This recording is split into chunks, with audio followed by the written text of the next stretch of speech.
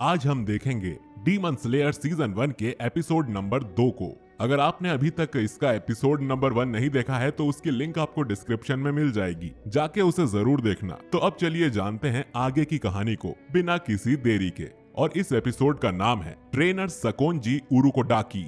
दोस्तों, पिछले एपिसोड में हमने देखा था कि तांजीरो की पूरी फैमिली को कोई डीमन मार देता है, लेकिन उसकी बहन नेजुको जिंदा बच जाती है। लेकिन डीमन के काटने से वो खुद भी एक डीमन में बदलने लगती है। एक डीमन स्लेयर गियू तांजीरो को माउंट सगिरी पर जाने की सलाह देता है और तांजीरो नेजुको को लेकर उस तरफ निकल पड़ता है। चलते चलते तांजीरो एक विलेज में जाता है। तांजीरो को बास्केट बनाने के लिए कुछ बैम्बू की जरूरत थी, इसीलिए वो एक फार्मर के पास जाता है और उनकी पुरानी बास्केट और बैम्बू के लिए पूछता है। फार्मर कहता है, तुम उसे ले जा सकते हो, वैसे भी वो मेरे किसी काम की नहीं है। अब तांजीरो इस सामान के लिए फार्मर को पैसे देने की जिद करता है। फार्मर उसे बहुत मना करता है, लेकिन फिर भी तांजीरो उस फार्मर के हाथ में पैसे पकड़ाकर चल देता है। फिर हम देखते हैं कि तांजीरो एक गुफा में आवाज मार के नेजुको को बुलाता है, लेकिन नेजुको डर के मारे जमीन में होल करके उसमें बैठी हुई थी। तांजीरो देखता है कि नेजुको काफी डरी हुई है और वो धूप में बिल्कुल भी नहीं आना चाहती, क्योंकि जैसे ही किसी डीमन पर सूरज की रोशनी पड़ती है वो मारा जाता है। पर तांजीरो उस बास्केट को रिपेयर करता है।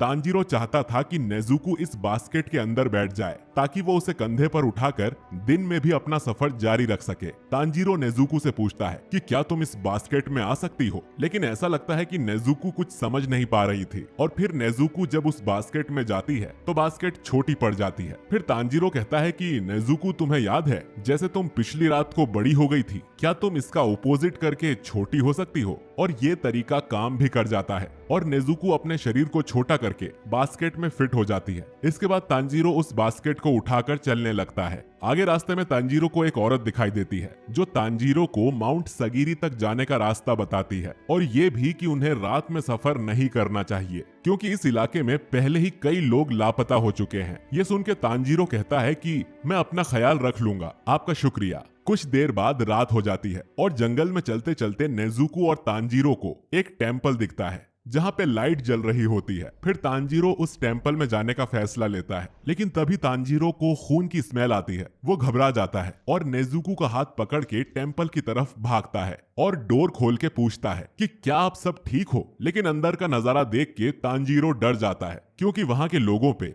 डीमन ने अटैक कर दिया था और उन्हें मार दिया था और अब वो उनका मांस खा रहा था। तभी उसकी नजर तांजीरो और नेजुको पे जाती है। वो डीमन उनको वार्निंग देता है कि ये उसका इलाका है और उसके इलाके में आने वाले को इसकी कीमत चुकानी पड़ेगी। और इतना सारा ब्लड देखकर नेजुको की भी लार टपकने लगती है। फिर वो डीमन को जैसे ही पता चलता है कि तांजीरो एक इंसान है, वो उस पे हमला करने आता है, लेकिन तांजीरो अपनी कुल्हाड़ी से उस डीमन के गले को ही काट देता है। ये देख के डीमन कहता है कि कुल्हाड़ी का हमला बुरा नहीं था, लेकिन इस तरह की खरोंचें जल्द ही ठीक हो जाएंगी। ये बोलते ही उसका जख्म पूरी तरह ठीक हो जाता है। फिर वो डीमन तांजीरो की नजरों के सामने से गायब हो जाता है और अचानक से उसको गिरा देता है और फिर तांजीरो का गला दबा देता है, जिससे तांजीरो का दम घुटने लगता है। फिर डीमन कहता है कि मैं तुम्हारी गर्दन तोड़ दूंगा। जैसे ही लगता है कि वो डीमन तांजीरो की जान ले लेगा, तभी नेजुको भागती हुई यहाँ आती है और उछल के ऐसी लात मारती है कि उस डीमन की गर्दन दूर जाके गिरती है।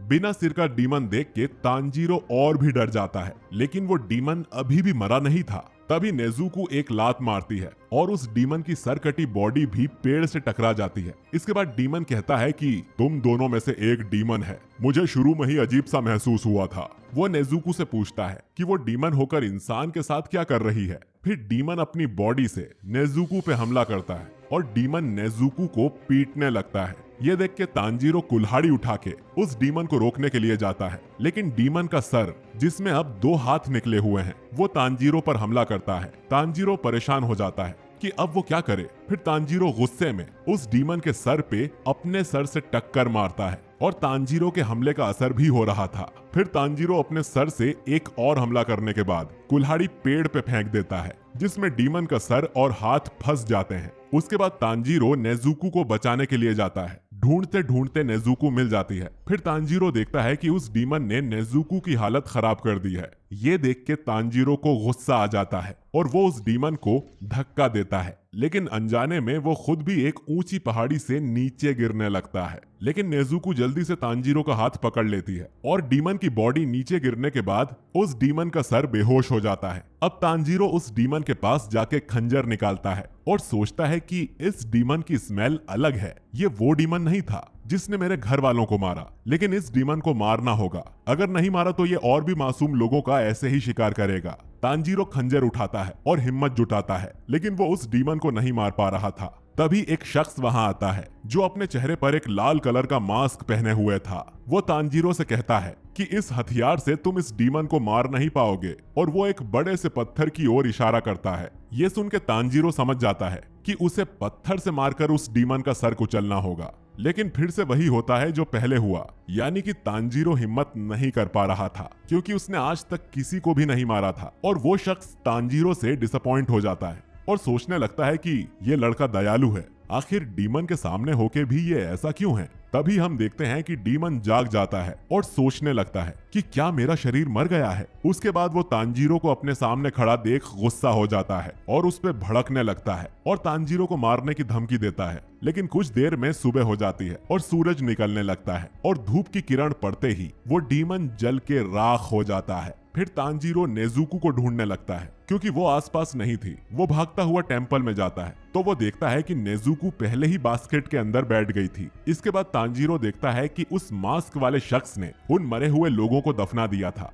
इसके बाद ये शख्स अपना नाम बताता है। उसका नाम है सकोंजी उरुकोडाकी। यह वही शख्स है जिसको तांजीरो ढूंढ रहा था। आगे सकोंजी कहता है कि गियू टोमियोका ने तुम्हें यहाँ भेजा है। तांजीरो हाँ कहता है और उसे अपना और नेजुको का नाम बताता है। तांजीरो और कुछ कहने वाला था, तभी सकोंजी बोलता है कि तांजीरो तुम क्या करोगे जब तुम्हारी बहन इंसानों को खाना शुरू कर देगी। तांजीरो ये सुन के चौंक जाता है और सोच में पड़ जाता है कि अब क्या जवाब दिया जाए। तभी सकोंजी तांजीरो को एक जोरदार थप्पड़ मारता है और बोलता है कि तुम मेरी बात का जवाब इसीलिए नहीं दे पाए क्योंकि तुम्हारी फैसला लेने की शक्ति स्लो है, इसीलिए तुम सुबह होने तक एक डीमन को नहीं मार पाए। तांजीरो उसकी बात काफी ध्यान से सुनता है। फिर सकोंजी कहता है कि जब तुम्हारी बहन इंसानों को खाना शुरू करेगी तो तुम दो काम कर सकते हो, पहला कि अपनी बहन को मार दो, या दूसरा काम अपना पेट काट कर मर जाओ, क्योंकि अपनी डीमन में बदली हुई बहन को साथ लेकर घूमने का यही मतलब है। लेकिन तांजीरो सकोंजी से वादा करता है कि नेजुको की वजह से कभी किसी मासूम की जान नहीं जाएगी। इसके बाद सकोंजी कहता है कि अब मैं तुम्हारा टेस्ट लूंगा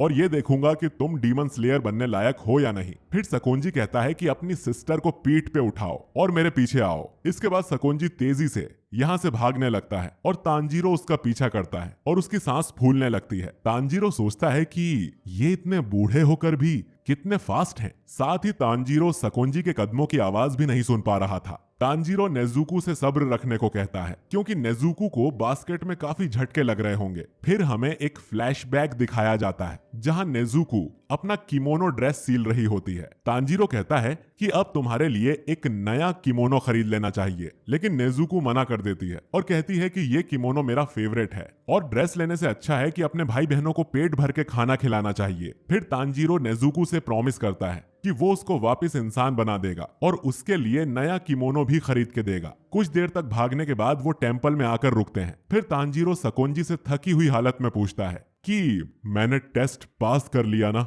जिस पर सकोंजी कहता है कि अभी तो टेस्ट शुरू भी नहीं हुआ है और हमें माउंटेन की चढ़ाई करने जाना है। फिर तांजीरो अपनी बहन को सुलाता है।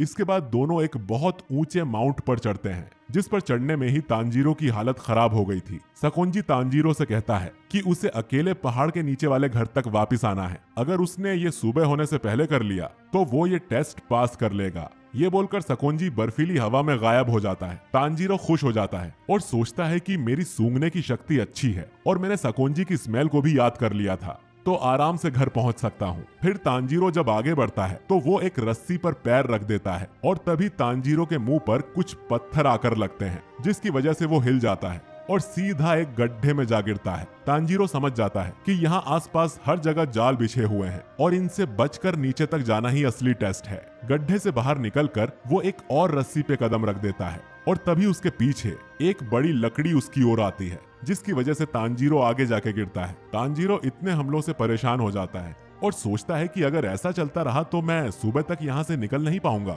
और इस ऊंचे पहाड़ में हवा भी बहुत पतली है। जिसकी वजह से तांजीरो ठीक से सांस भी नहीं ले पा रहा था। अब थोड़ी दूर जाने के बाद तांजीरो सोचता है कि मुझे अपनी सांसों को काबू में लाना होगा और हर जाल को सूंघना होगा। तभी तांजीरो रुकता है, आंखें बंद करके गहरी सांस लेता है और आसपास बिछे जालों को सूंघने की कोशिश करता है और फिर ध्यान लगाकर भागना शुरू कर देता है और उन जालों से किसी तरह खुद को बचाकर रखता है। तांजीरो खुश हो जाता है कि इंसान के बिछाए गए जाल में उनकी अलग स्मेल होती है। फिर दूसरी ओर सकोंजी घर में बैठकर खिड़की की तरफ देखता है। फिर तांजीरो उसके बिछाए जालों को पार करके आखिरकार घर तक पहुंच जाता है, लेकिन उसकी हालत खराब हो गई थी। फिर हमें एक फ्लैशबैक देखने को मिलता है जिसमें गयू ने सकोंजी को एक लेटर भेजा था जिसमें लिखा था कि मैं आपके पास एक लड़के को भेज रहा हूँ जो डीमन स्लेयर बनना चाहता है। उसकी बहन एक डीमन में बदल गई है, लेकिन ये पक्का है कि वो लड़की किसी इंसान पे हमला नहीं करेगी। इन दोनों में कुछ अलग बात है और इस लड़के में आपकी तरह सूंघने की कमाल की शक्ति है। शायद ये कोई रास्ते ढूंढ ले और आपका उत्तराधिकारी बन सके। मैं रिक्वेस्ट करता हूँ कि आप इसे ट्रेन करें। आपका प्यारा गियू। ये पढ़ के सकोंजी तांजीरो को ढूंढने के लिए निकलते हैं और आगे क्या हुआ ये हमें पता ही है। कहानी वापस प्रेजेंट में आती है और तांजीरो को देखकर सकोंजी कहते हैं कि मैं तुम्हें अपना स्टूडेंट बनाने के लिए तैयार हूं। और इसी के साथ ये एपिसोड खत्म हो जाता है। तो दोस्तों, अगर आपको ये वीडियो पसंद आया है तो इसे लाइक और शेयर जरूर करिए।